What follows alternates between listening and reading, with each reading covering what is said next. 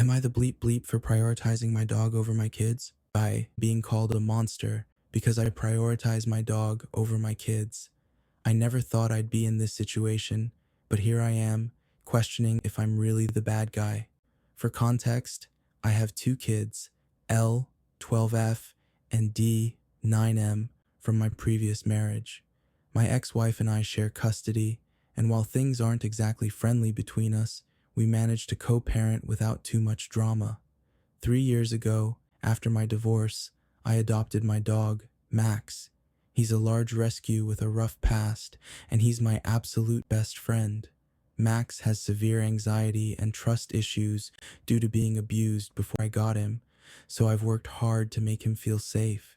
My kids like Max, but they don't have the same attachment to him as I do, and lately, that's become a huge issue. A few months ago, my ex got remarried, and my kids started spending more time at her place because they like their stepdad's house better. I won't lie, it hurts, but I try to be understanding.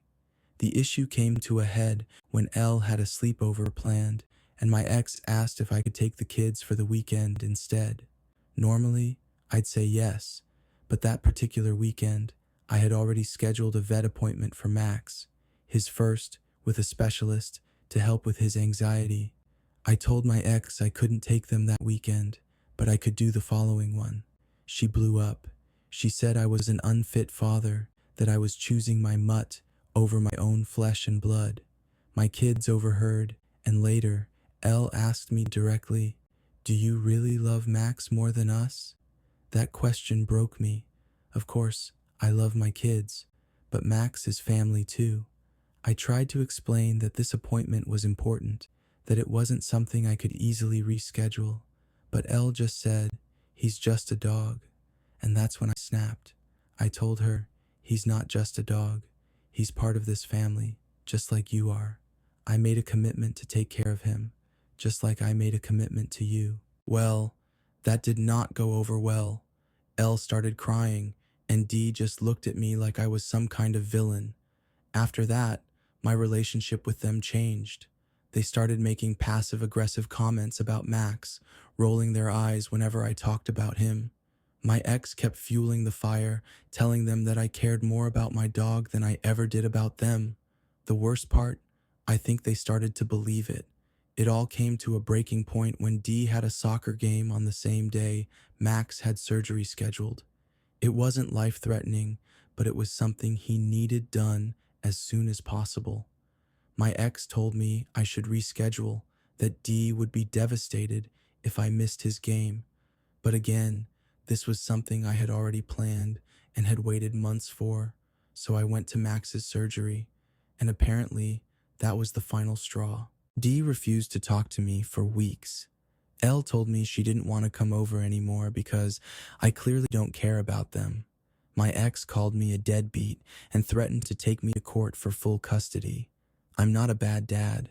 I do everything I can for my kids, but I'm also responsible for Max. I refuse to abandon him or put him second just because he isn't human. But now, my own kids see me as the enemy. I kept trying to reach out to my kids, but they barely responded. Every attempt I made was met with cold indifference or short, one-word answers. It felt like they were slipping away from me, and I had no idea how to stop it. One day, I tried to surprise them with their favorite dinner when they came over.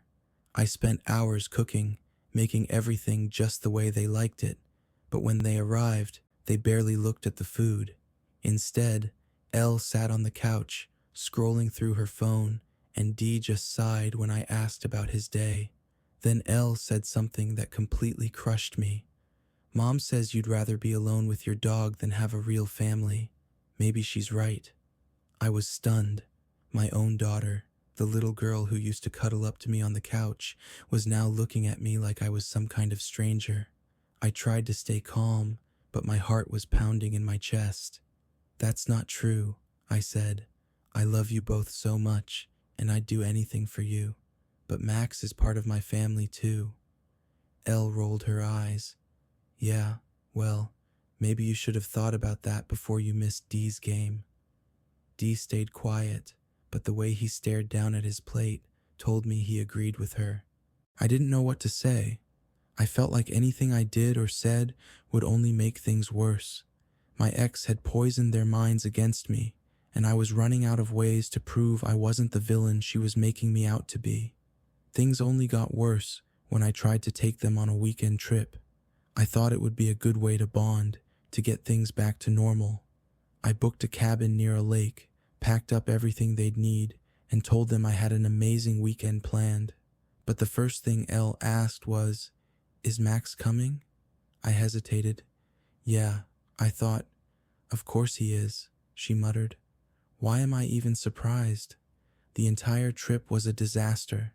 Elle barely spoke to me, and Dee refused to even go outside to fish like we used to. Every time I tried to engage with them, I felt like I was just talking to walls. They weren't my kids anymore.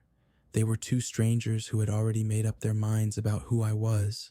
At the end of the trip, when I dropped them off at their mom's, Elle didn't even say goodbye. Dee just mumbled a quick thanks before running inside.